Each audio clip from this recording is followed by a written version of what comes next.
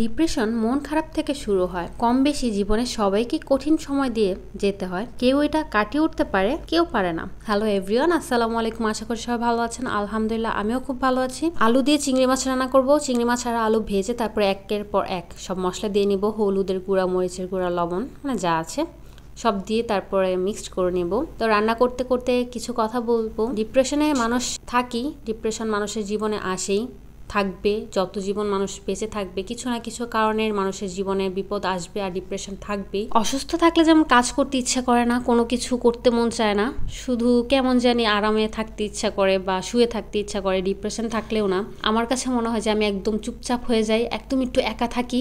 এই টাইমে না যে কোনো মানুষ অল্পতে রেগে যায়, মেজাজ খিটখিটে হয়ে যায়, তখন কি করবে না করবে কিছুই ভালো লাগে না, মানুষের কথাও ভালো লাগে না। ওই টাইমটাতে না আসলে মানুষের সাথে না মিলামিশা করাই ভালো, কারণ সবার তো আর সবকিছু পছন্দ হবে না। কারণ মানুষের সাথে যদি মেশা হয় তখন আরো বেশি মানুষ এক্সট্রা করে নেগেটিভ কথা বলবে, তখন নিজের কাছেও খারাপ লাগবে। কারণ মানুষ তো আমরা বলেই ফেলি কথা অনেক কিছু, তখন মনটা আরো বেশি খারাপ হয়ে যায় আর ডিপ্রেশন আরো বেশি বেড়ে যায়।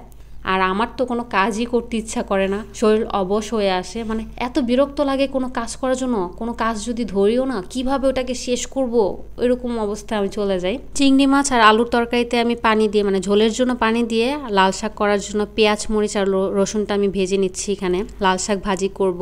আমাদের মেয়ে মানুষদের ডিপ্রেশন অসুস্থ বলতে কিছু নেই।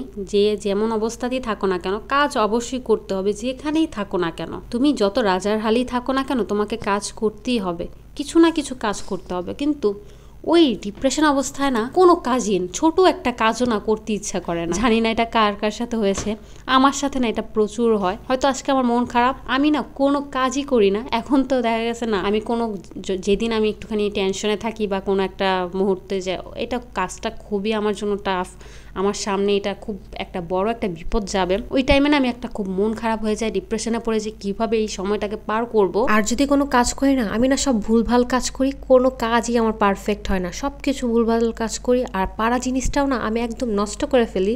আর ওই টাইমে আমার হাত পা কাঁপে, কোন মানুষ কোন ভুলটা ধরে ফেললো, কোন কাজটাতে আমি ভুল করে ফেললাম, এই কাজটা কেন ভুল করলাম, আরো বেশি টেনশনে পড়ে যায়। আবার ওই টাইমে যখন একটুখানি মন ভালো হয়, তখন না একদম চঞ্চলতা বেড়ে যায়, এতটা চঞ্চলতা বেড়ে যায়, প্রচুর হয়তো কথা বলি। এটা আবার মানুষের পছন্দ নাও হওয়ার কথা, স্বাভাবিক, হতেও পারে নাও হতে পারে। কিন্তু মানুষ যখন কিছু বলবে না, তখন অনেক কষ্ট লাগে আর ভিতরে না রয়ে যায়, কথাটা অনেক রয়ে যায়। লাল শাক ভাজি আর চিংড়ি মাছের তরকারিটা কমপ্লিট। অফ ক্যামেরায় আমি কচুরমুখী ভর্তা আর বেগুন ভর্তা করে নিয়েছি। ভিডিওর কোনো অংশ যদি ভালো লাগে অবশ্যই লাইক কমেন্ট করবেন। আর যারা এই পর্যন্ত ভিডিওটি দেখছেন তাদেরকে অবশ্যই ধন্যবাদ। আর আজকের ভিডিওটা এই পর্যন্তই। সবাই ভালো থাকবেন, সুস্থ থাকবেন। আল্লাহ হাফেজ।